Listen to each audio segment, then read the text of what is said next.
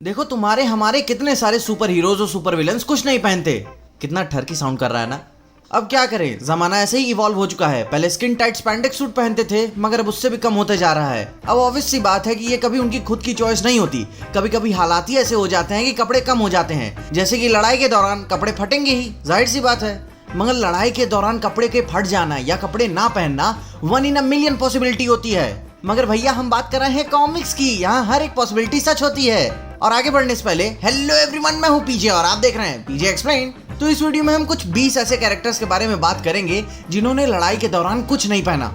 कुछ नहीं से मतलब है कुछ भी नहीं। तो सबसे पहले शुरू किससे करें? अपने लव यू 3000 से ही शुरू करते हैं, टोनी स्टार्क। तो इन्होंने बिना कपड़ों की लड़ाई लड़ी है 2007 की न्यू एवेंजर्स इल्यूमिनाटी कॉमिक में, जहां स्क्रल्स हो जाते हैं एवेंजर्स पे हावी और एक एक करके बाकी एवेंजर्स को टॉर्चर करना शुरू कर देते हैं। लेकिन टोनी का पूरा आर्मर और कपड़े उतार कर उसे एक जेल में डाल देते हैं और स्क्रल्स इतने चूतिए एवेंजर्स बन के टोनी के सामने आते हैं। बातें करके टोनी तो समझ ही जाता है कि ये भोसड़ी वाले कौन है, और कैप्टन ने जैसे उसी कॉम्बैट ट्रेनिंग सिखाई थी उसी को याद कर टोनी सबसे लड़ता है बड़े अच्छे से। और मेन बात, बिना कपड़ों के, वरना बिना कपड़ों के टोनी तो किसी और ही से लड़ता है।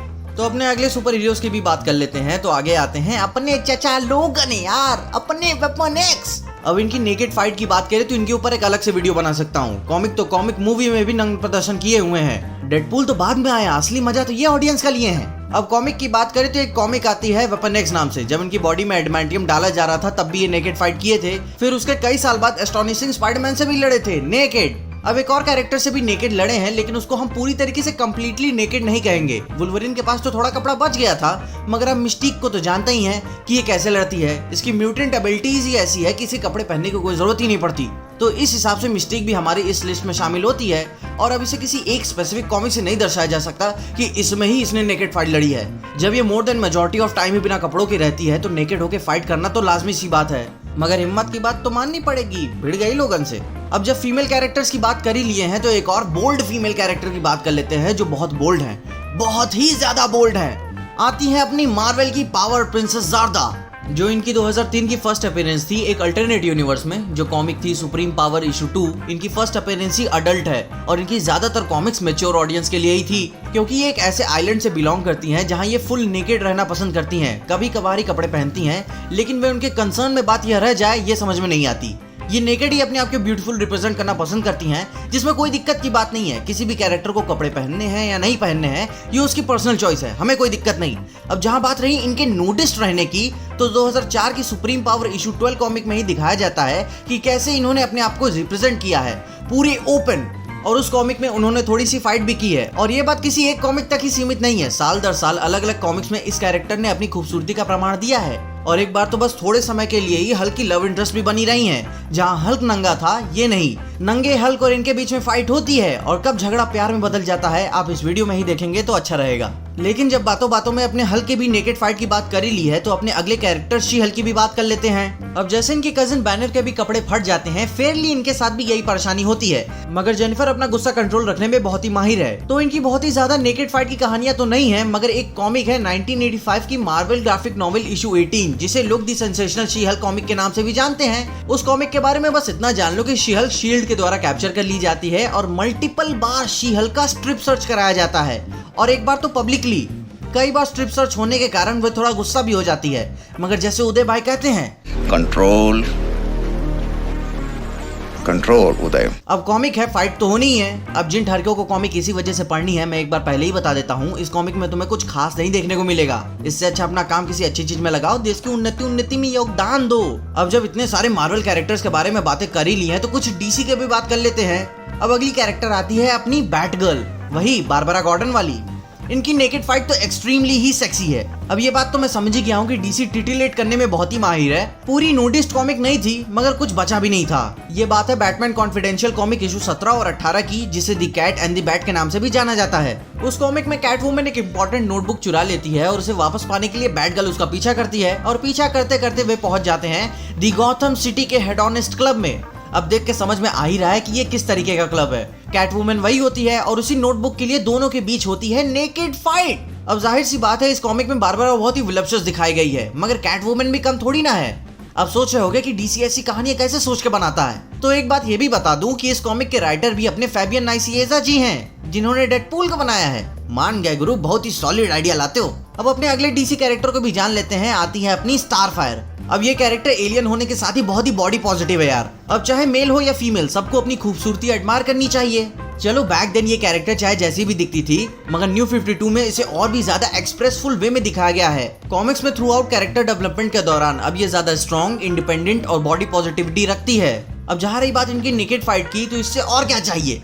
मगर फिर भी काउंटडाउन टू एडवेंचर कॉमिक में हमें इसे थोड़ा सा ऐसे फाइट करते दिखाया गया है। अब जब फीमेल की बातें कर ही ली हैं, तो मेल कैरेक्टर्स कैसे छूट जाएं? डीसी का भी एक मेल कैरेक्टर आता है जिसे हम दी स्पेक्टर के नाम से जानते हैं। वैसे तो ये कैरेक्टर जनरली ग्रीन क्लॉक और अंडरपैंट्स में रहता है, मगर 1996 की किंगडम कम कॉमिक में इसे अपने आप को एज ए गॉड की तरह रिप्रेजेंट किया है। और डीसी का सेंस समझें तो गॉड कपड़े क्यों पहनेगा, तो उसने भी बस एक क्लॉक पहना है और कुछ नहीं, और बाकी बंदों को अपनी पावर्स का प्रदर्शन कराता है और हाई लेवल का ज्ञान चोतता है, सीधी सी बात। चलो अब ये बात तो हो गई बड़े बड़े मेजर कैरेक्टर्स के बारे में, जिनके बारे में हमें जानकारी चाहिए थी। कुछ और भी कैरेक्टर्स हैं जिन्होंने कॉमिक्स में नेकेड फाइट लड़ी है, मगर हम उनके बारे में कर्म कांड वाली कहानियां नहीं जानना चाहते।